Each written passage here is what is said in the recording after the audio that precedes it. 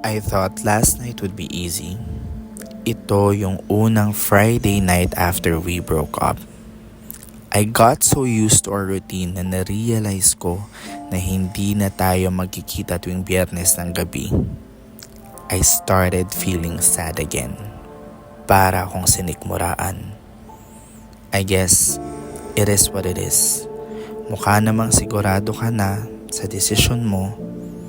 Kahit ayoko, kung yun ang magpapasaya sa'yo, palalayain kita. Kahit malungkot sa akin, kahit hindi ko matanggap kung bakit, kahit sa ngayon, para sa akin, wala nang masasaya pa sa oras na kasama ka. I have to find a new routine. Ako na lang ang meron ako, wala nang tayo.